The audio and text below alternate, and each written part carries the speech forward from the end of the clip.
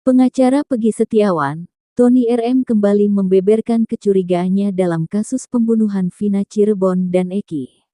Ia kembali menyeret nama Ibtu Rudiana dan AF. Kok bisa? Adapun kecurigaan itu diperkuat dengan fakta sidang pra-peradilan yang akhirnya menggugurkan status tersangka Peggy Setiawan dalam kasus pembunuhan Vina Cirebon dan Eki pada tahun 2016 silam. Seharusnya, saya berulang-ulang, kalau polisi mau serius mengusut kasus ini, usutlah dari hulu, usutlah dari nol, katanya sebagaimana dikutip siap.fifa.co.id dari tayangan YouTube Uya Kuya TV pada Jumat, tanggal 12 Juli tahun 2024. Tony kembali menyinggung soal bukti rekaman CCTV di sekitar lokasi kejadian yang sayangnya tak diungkap oleh polisi. Ada CCTV dalam putusan pengadilan, berdasarkan keterangan Dodi Irwanto dan Gugun Gumilar, bahwa saksi sudah mengecek CCTV di lokasi kejadian namun belum dibuka, jelasnya. Itu dalam putusan pengadilan. Kenapa itu belum dibuka? Harusnya kalau mau mengusut dari nol, kalau mau menangkap pelaku yang sebenarnya, kalau mau. Kalau enggak mau ya sudah. Penyidik, kalau mau usut itu CCTV-nya, sambung dia. Tony meyakini, Polri memiliki kemampuan untuk bisa mengungkap kasus pembunuhan Vina Cirebon dan Eki ini secara terang benderang. Tony meyakini, Polri memiliki kemampuan untuk bisa mengungkap kasus pembunuhan Vina Cirebon dan Eki ini secara terang benderang. Polisi kan pintar-pintar, artinya tidak bisa lagi sekarang ditutup-tutupi penyidikan, proses hukum ini tidak bisa lagi, kata dia.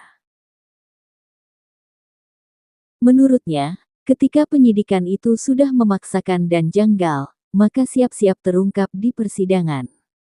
Masih untung belum terungkap di pokok perkara, bayangkan nanti kalau terungkap di pokok perkara, bisa-bisa itu pelapornya Rudiana ayah Eki ketahuan itu, ada keterangan-keterangan yang nanti tidak bisa jawab, tuturnya. Jangan-jangan AF yang bersaksi yang katanya melihat si Peggy Setiawan ada di lokasi kejadian, jangan-jangan AF juga pelakunya, ada di lokasi kejadian, timpalnya lagi. Tony kembali mengungkap kecurigaannya terhadap ayah Eki, Ibtu Rudiana yang seorang polisi. Jangan-jangan Pak Rudiana juga, jangan-jangan ya, Pak Rudiana juga tahu bahwa ini sebenarnya Vina Cirebon meninggal karena pembunuhan terus kemudian diskenariokan seolah-olah kecelakaan lalu lintas, jangan-jangan ya. Makanya masih beruntung kau ini selesai di pra-peradilan, bayangkan kalau di pokok perkara, para saksi akan dikuliti, tegasnya lagi. Kuasa hukum Peggy Setiawan, Marwan Iswandi mengungkapkan dirinya akan segera menemui Menko Polhukam Hadi Cahyanto terkait kasus Vina Cirebon. Hal ini ingin diungkapkan Marwan setelah kliennya, Peggy Setiawan memenangkan sidang pra-peradilan dan dinyatakan tidak sah sebagai tersangka kasus kematian Vina. Marwan berani bilang bahwa dirinya memiliki informasi soal dugaan jaringan narkoba di balik kasus pembunuhan Vina dan Eki tahun 2016 lalu.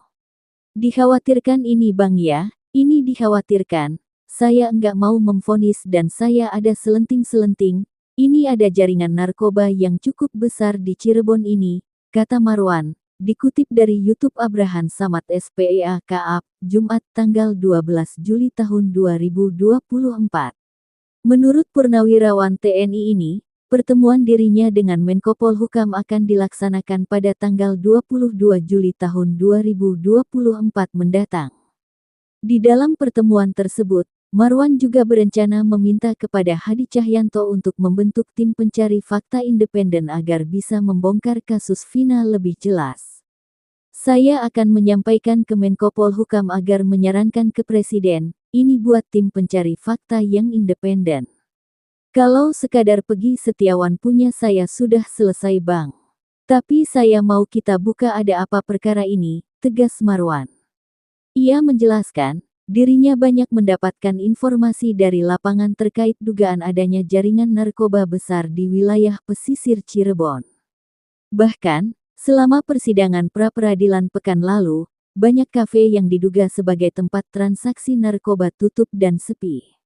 Menurut pengacara Peggy Setiawan ini, tim pencari fakta yang independen akan bisa mengungkap hal besar di balik kasus pembunuhan Vina.